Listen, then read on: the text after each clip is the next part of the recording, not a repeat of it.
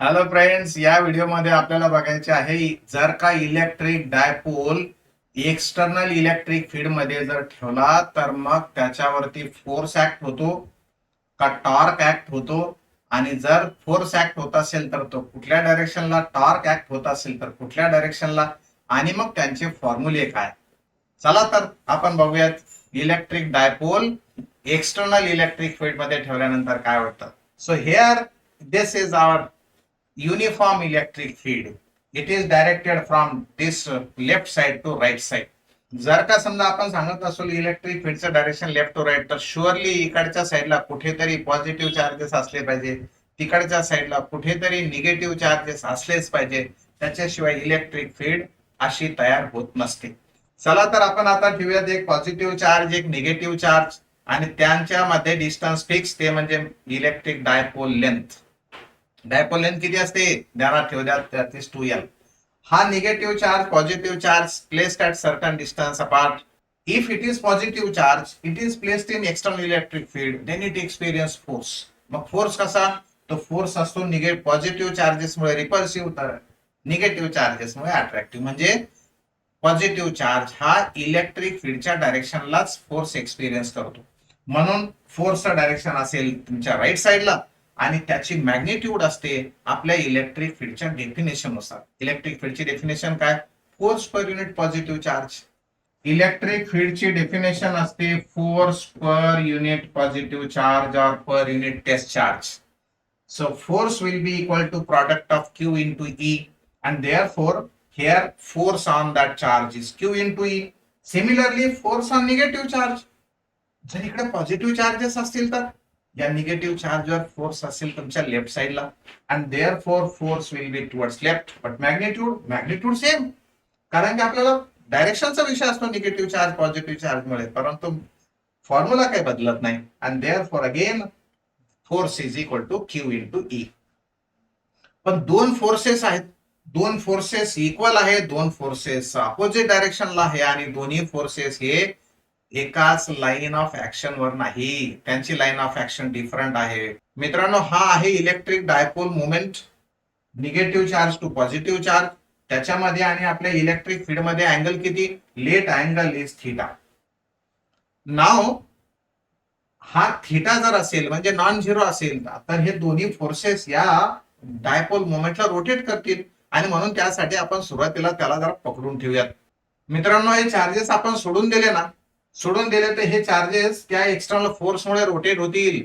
हे हा dipole moment जर रोटेट झाला तर रोटेट कोणामुळे, रोटेट झाला त्या कपलमुळे, आणि मग त्या कपलचा मोमेंट किती म्हणजे मोमेंट ऑफ कपल किती, म्हणजे त्याला म्हणतात टॉर्क किती. So first doubt is what is the formula for torque, और what is the formula for moment of couple. काय फॉर्म्युला आहे मोमेंट ऑफ कपलचा, खूप अगोदर रोटेशनल मोशन मध्ये आपण शिकलो. त्या रोटेशनल मोशन मधला फॉर्म्युला तुम्हाला आम्हाला आठवला पाहिजे, आणि तो फॉर्म्युला आहे, काय फॉर्म्युला आहे, तो फॉर्म्युला आहे torque is equal to one force into perpendicular distance between two forces. One force म्हणजे एका चार्जवर ऍक्ट होणारा फोर्स, तो म्हणजे किती, क्यूई. आणि परपेंडिक्युलर डिस्टन्स, आता परपेंडिक्युलर डिस्टन्स काढण्यासाठी आम्हाला इथे एक ट्रायंगल कन्सिडर करावं लागेल. चला तो ट्रायंगल कन्सिडर करूयात. Let that triangle is ABC. म्हणजे मग दोन फोर्सेस, हा एक फोर्स आणि हा एक फोर्स, यांच्यामध्ये जो परपेंडिक्युलर डिस्टन्स आहे ते आहे बीसी. म्हणून टॉर्क येईल one force QE into the BC, one force into perpendicular distance. पण जर का आमचा हा असेल थीटा, तर हा अँगल सी ए बी किती येणार, तो सुद्धा असेल थीटाच. आणि जर का समजा तो थीटा असेल तर आपल्यासाठी काम सोपं झालं.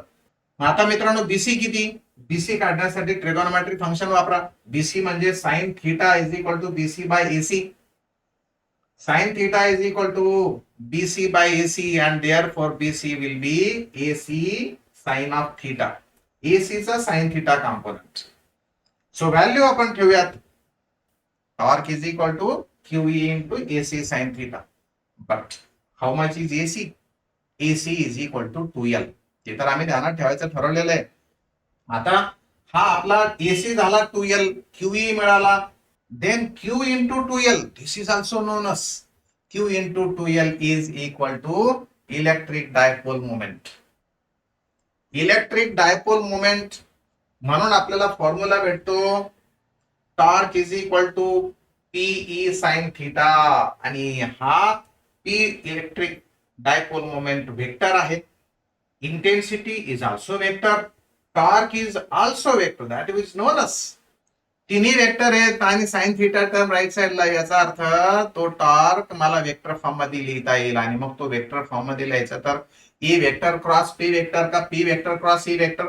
कसं ध्यानात ठेवणार आम्ही तो ध्यानात आम्ही फॉर्म्युला तर ठीक आहे P vector cross E vector असेल, पण ध्यानात ठेवायचं असेल तर मित्रांनो तुम्हाला right hand palm rule use करावा लागेल. Right hand screw rule use करावा लागेल. क्रॉस प्रॉडक्टचा तो लॉ आपल्याला आठवावा लागेल. कसा? पहिले हे 4 बोट पीच्या डायरेक्शनला जर ठेवले आणि तिथून ई कडे आणले तर आपला थंब इनसाइड जातो. जर का एखादी बॉडी क्लॉकवाईज रोटेट होत असेल तर त्याचा टॉर्क हा इनसाइड असतो. अँटी क्लॉकवाईज रोटेट होत असेल तर आउटसाइड असतो. That is known us if any body is rotating in clockwise sense then torque or couple acting on it is inward. जर का ती जात असेल अँटी क्लॉकवाईज डायरेक्शनला तर angular displacement, angular acceleration, torque या सगळ्या गोष्टी असतात बाहेर, outside, perpendicular outward. So here torque it is rotating in clockwise direction. याचा अर्थ आपला अंगठा कुठे गेला पाहिजे? अंगठा गेला पाहिजे मध्ये. म्हणून असा हात ठेवायचा आणि मग इलेक्ट्रिक इंटेन्सिटीकडे आपले बोट गेले पाहिजे. सो अंगठा जाणार प्रत्येकाचा मध्ये. आणि therefore P vector cross E vector, E vector cross P vector नाही. कोणी म्हणेल मी असं ठेवेल आणि नंतर असं इकडे बोट आणेल, थ्रू स्मॉलर अँगल जायला पाहिजे. म्हणून P vector cross E vector, E vector cross P vector नाहीच. ध्यानात असू द्या. Torque vector is P vector cross E vector. So this is formula for torque acting on a dipole moment when placed in external magnetic field. But friends, if torque is P sin theta, तर हा torque maximum कधी असू शकेल? मला maximum torque पाहिजे. कुठल्या अँगलला maximum भेटल? तर साइन थिटाची व्हॅल्यू मॅक्सिमम असली पाहिजे. मग साइन थिटाची व्हॅल्यू मॅक्सिमम कधी येते? ती येते 1 आणि ती येते थिटा 90 डिग्री असेल त्यावेळेस. मग थिटा झाला 90 आणि जर का समजा माझ्याकडे इंटेन्सिटी 1 न्यूटन पर कुलमची असेल तर torque is equal to P येणार.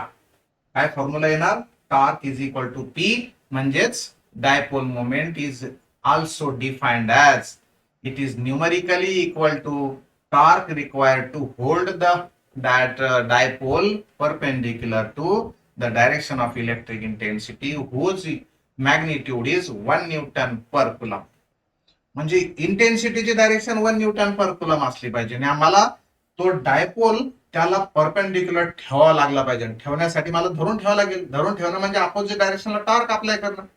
तो जेवढा टॉर्क लागेल त्या डायपोलला होल्ड करून ठेवण्यासाठी तेवढीच मॅग्निट्यूड त्या डायपोल मोमेंटची. टॉर्क रिक्वायर्ड म्हणजे याला असं परपेंडिक्युलर या डायरेक्शनला आणून ठेवणं आहे.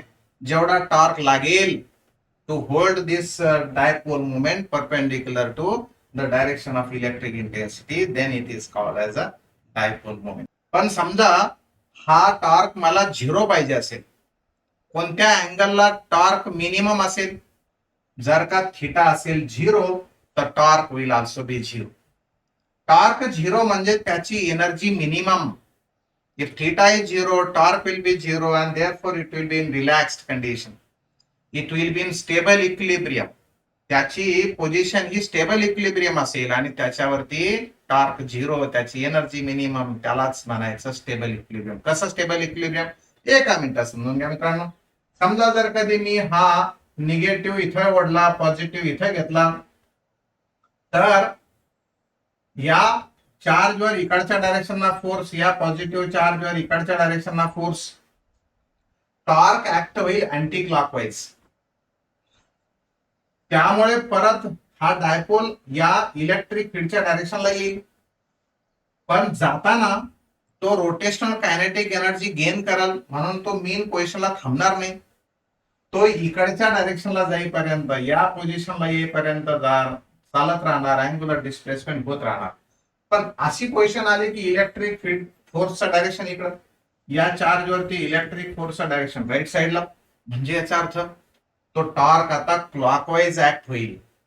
So clockwise anti clockwise clockwise anti clockwise act होत असेल तर तो डायपोल इव्हेंच्युअली मेन पोझिशनला जाण्याचा प्रयत्न करतो असं म्हणावं लागेल. आणि अशी सिच्युएशन असेल तर त्याला म्हणतात स्टेबल इक्विलिब्रियम.